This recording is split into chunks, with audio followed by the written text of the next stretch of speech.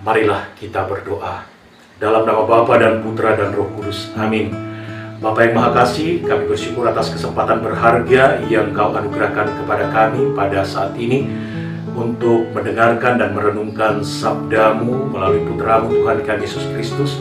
Maka dengan rendah hati kami mohon, curahkanlah Roh Kudus-Mu untuk menerangi dan membuka hati kami, agar kami dapat merenungkan sabda-Mu dengan baik dan mengambil buah-buah permenungan ini yang akan kami pakai dalam menjalani kehidupan iman kami sehari-hari, demi Kristus Tuhan dan Juru Selamat kami. Amin. Dalam nama Bapa dan Putra dan Roh Kudus. Amin. Marilah kita bersama-sama membaca Injil Matius pasal 5 ayat 38 sampai dengan 42. Kamu telah mendengar firman, mata ganti mata dan gigi ganti gigi. Tetapi aku berkata kepadamu, janganlah kamu melawan orang yang berbuat jahat kepadamu, melainkan siapapun yang menampar pipi kananmu, berilah juga kepadanya pipi kirimu. Dan kepada orang yang hendak mengadukan engkau karena mengingini bajumu, serahkanlah juga jubahmu. Dan siapapun yang memaksa engkau berjalan sejauh 1 mil, berjalanlah bersama dia sejauh 2 mil. Berilah kepada orang yang meminta kepadamu, dan janganlah menolak orang yang mau meminjam daripadamu. Demikianlah Injil Tuhan. Saudara-saudariku yang terkasih di dalam Yesus Kristus, di paroki tempat saya bertugas saat ini ada peristiwa atau ada kejadian yang seringkali terulang terjadi. Perkelahian antar kampung A dan kampung B. Ini terjadi sejauh yang saya tahu dari informasi yang saya terima, sudah terjadi sejak dari dulu dan sampai minggu yang lalu masih juga terjadi. Mengapa hal ini terjadi? Saya berpikir bahwa terjadi itu karena sudah berada dalam satu rangkaian atau satu mata rantai tindakan balas dendam. Kampung A merasa dirugikan atau merasa mendapatkan perlakuan jahat dari kampung B, maka mereka melakukan hal yang sama. Demikian pula dari kampung B mendapatkan kejahatan atau mendapatkan perlakuan yang tidak baik dari kampung A, melakukan tindakan balas dendam kepada kampung A. Demikian terus bolak-balik. Akhirnya sampai anak cucu, sampai sekarang ini pun hal itu masih saja terjadi. Saudara-saudari yang terkasih di dalam Yesus Kristus, itu satu contoh peristiwa yang biasa kita temukan dalam kehidupan kita. Mungkin kita bisa banyak menemukan peristiwa-peristiwa yang serupa itu terjadi dalam kehidupan bersama kita dengan orang lain.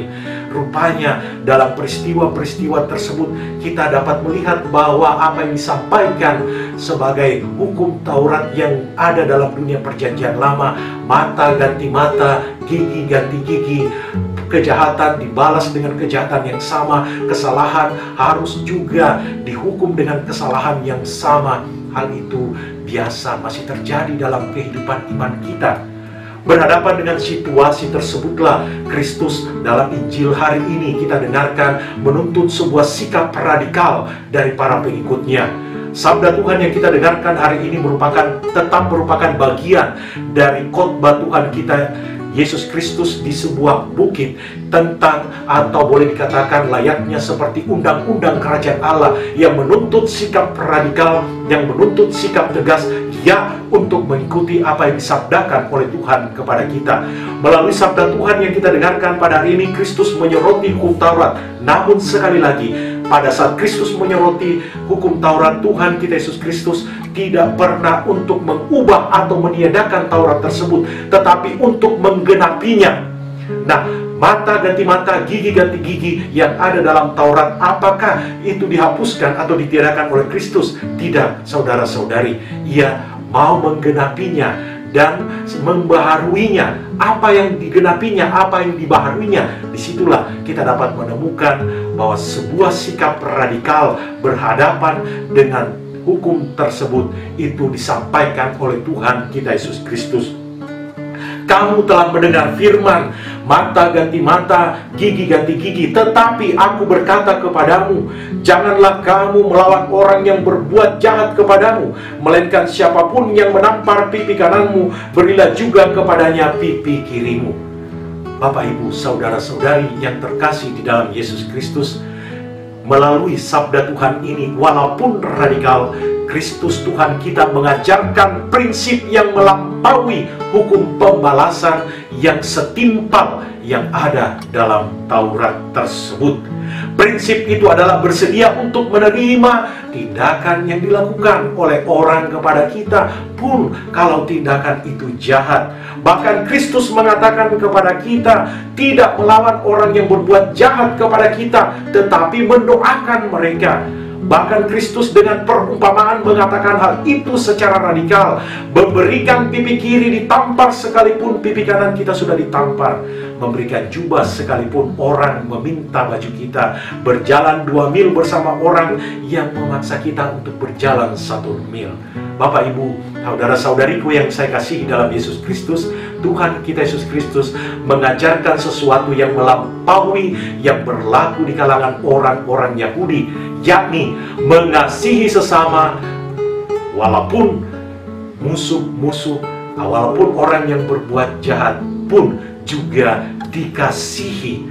Tentu saja ajaran radikal Tuhan kita Yesus Kristus ini mungkin pada saat zaman sekarang ini adalah sebuah ajaran radikal yang tidak mudah untuk dilakukan, yang sulit untuk dilakukan. Bapak, Ibu, saudara-saudari yang terkasih di dalam Yesus Kristus, tetapi baiklah kita menyadari dan kita melihat bahwa tindakan kejahatan untuk dilakukan kepada orang lain yang telah menimbulkan kejahatan atau yang telah membuat kita sakit hati, atau tindakan aksi balas dendam bisa menimbulkan reaksi pembalasan dendam itu sendiri. Saya menceritakan di awal permenungan kita, kejahatan atau peristiwa itu tidak berhenti karena sudah berada dalam satu rangkaian atau satu mata rantai tindakan balas dendam. Oleh karena itu, saudara-saudari yang terkasih di dalam Yesus Kristus, kejahatan tidak pernah akan berhenti.